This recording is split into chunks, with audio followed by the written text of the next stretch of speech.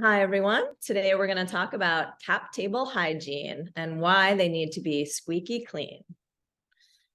I'm Jenny Fielding, and I talk a lot about cap tables. And let's be honest, I rant a lot about cap tables. If you follow me on Twitter, you've seen some of my rants. That's because I see a lot of messy cap tables, and it's often disheartening. Sometimes founders don't even know that their cap tables are messy until it's too late. They need to get financed. They have some type of issue, and all of a sudden they've hit a wall. At Everywhere Ventures, we review thousands of cap tables each year as part of our diligence process. And when we see a bad cap table, it's usually because some angel or an accelerator, a venture studio, maybe an advisor, a university, sometimes a previous founder who's left or an employee that have really contributed to the mess. We often refer to this as dead weight on the cap table. That's equity that is fully vested, but is not working for the company anymore. And we'll talk about that more in this presentation. At Everywhere Ventures, we spend more time than you think helping founders clean up their cap tables to better set them up for long-term success. It can be super painful, but it doesn't have to be. So we encourage you to follow along. Things I'll break down today. First is what's a cap table and why you need one. The second is what makes a cap table messy and how to avoid it. And the third is what makes a cap table clean and some resources to go with. So what's a cap table anyway, and why do I need one?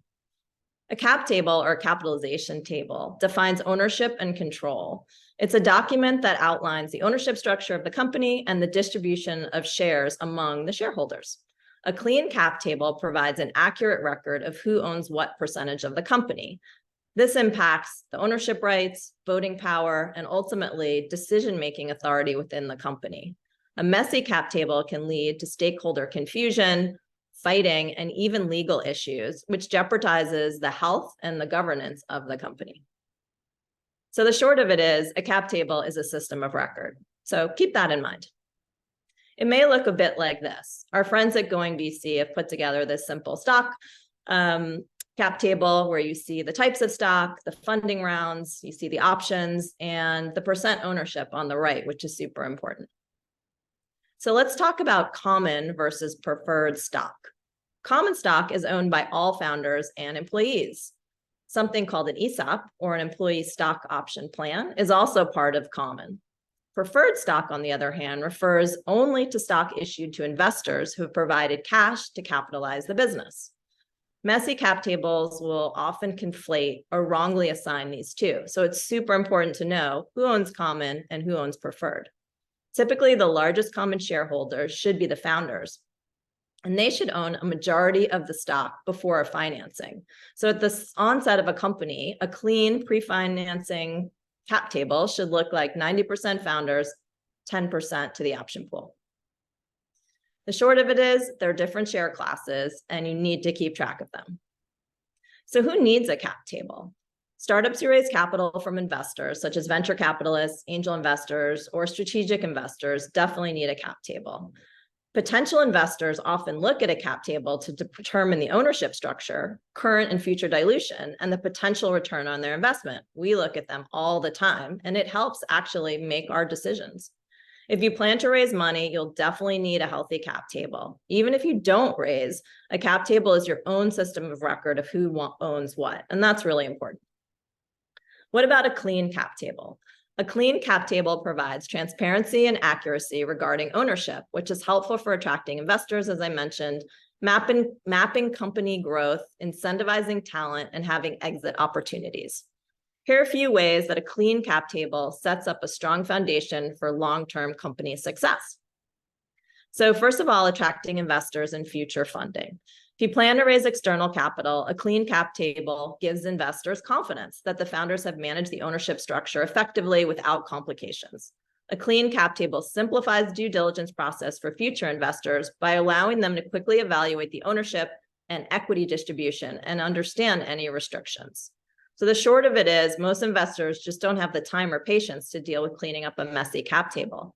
And if given the option, and investors often have many options, they're probably going to look for companies where it's super clean already. Another important area is for attracting talent. So startups use equity as a key part of employee compensation to attract and retain the team. A clean cap table helps ensure that equity grants and stock options are allocated and tracked correctly to avoid disputes later on. Investors like us often ask, how big is your ESOP? And as we mentioned, ESOP is the percentage set aside as your employee stock option plan. And if you don't have 5 to 15% of your stock set aside in ESOP, that's a problem because you need to attract and hire top talent and now and in the future. And when you're cash poor and stock rich, as you are as a startup, the ESOP is definitely the way to go. Another area that some startups don't even think about is exits and liquidity. So when time comes to IPO or be acquired, a clean cap table helps potential acquirers or bankers conduct thorough due diligence. They'll evaluate any complexities, legal challenges, or disputes that could impact the transaction. And a clean cap table simplifies the negotiation execution of any potential exit opportunities. So what makes a messy cap table and how to avoid?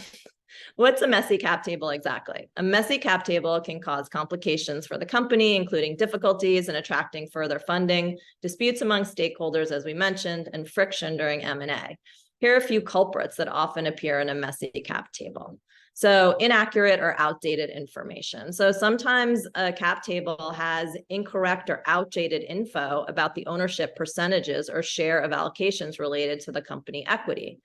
Sometimes they're clerical errors, which can be the culprit, but oftentimes it's just the cap table hasn't been updated with respect to the changes in ownership. And we see this all the time. So using a cap table management platform can help you maintain accurate records. And I'd encourage you to use one of the many resources out there to keep it up to date. Another area that we often see is missing shareholder details. So a messy cap table may be missing basic info about stakeholders, even the contact info, which makes it difficult to track down their shareholders. And if these shareholders, go MIA because they're on vacation somewhere crazy, you actually need to track them down to get a signature, and that can really hold up your financing. Another area is really what we call complex ownership structures. And a messy cap table may have all this complexity that's just honestly too difficult to understand.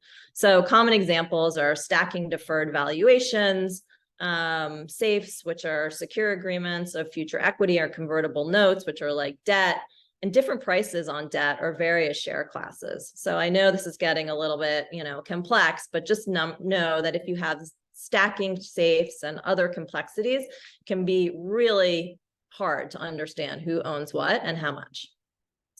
Unclear vesting schedules we see quite a bit, where the vesting schedule is usually what outlines the timeline and condition under which employee advisors or founders are able to exercise their equity. And a messy cap table may lack clear vesting schedules, so we don't know who owns what at what point in time. A messy cap table usually involves an equity imbalance. And when founders don't own the vast majority of equity at the early stages, it can compromise the health of the company. So you really need to think about this.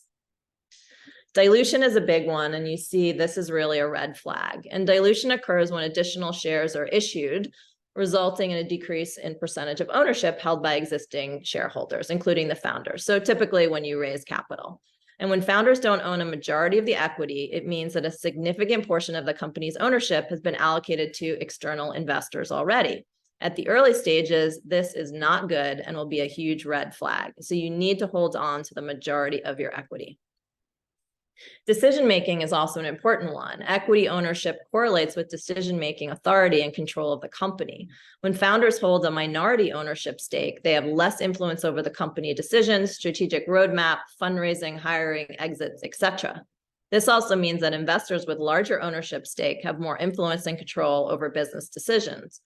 Do you actually really want this as a founder? Essentially, you're working for someone else. Investors who hold a significant equity will have specific expectations regarding the growth trajectory and overall direction of the company. They'll be looking to maximize returns and protect their investment, which makes sense, but may not be exactly in line with the founder wants and needs at that moment. This can result in more active participation and influence exerted by the investor over the business as a whole. So founders definitely think about that. And finally, founder vesting. Founders and other stakeholders like advisors, employees, and past teammates should always, and we emphasize always, be subject to vesting schedule. This means that any ownership stake is subject to conditions such as continued involvement in the company or hitting specific milestones. This helps avoid dead weight that we spoke about on the cap table. Founder motivation and alignment. When founders don't own a majority of the equity at the early stage, it can impact their motivation and alignment with the company. They just don't own enough to really care. So what makes a clean cap table and some resources? I really encourage you to clean up the mess. So if you've read this far and reviewed the health of your cap table, then you're likely in pretty good shape. So well done, but keep reading. Some pro tips for a super squeaky clean cap table. So limit the number of investing entities. So what this means is sometimes you have, small fry investors who put $5,000 or $10,000 into your company. If you've got hundreds of those, that's going to be a problem. So there's lots of things to help with this, such as syndicates or RUVs, where you can essentially roll up some of these small checks to have one line item on your cap table. Make sure all advisors and employees and co-founders on a 4-year vesting cycle. This is critical. I cannot say this enough. When you set up your company, make sure everyone is on a vesting cycle, and make sure you're properly valuing your company when you give out equity. Don't give out too much equity early on to anyone. Here we have a few sample cap tables.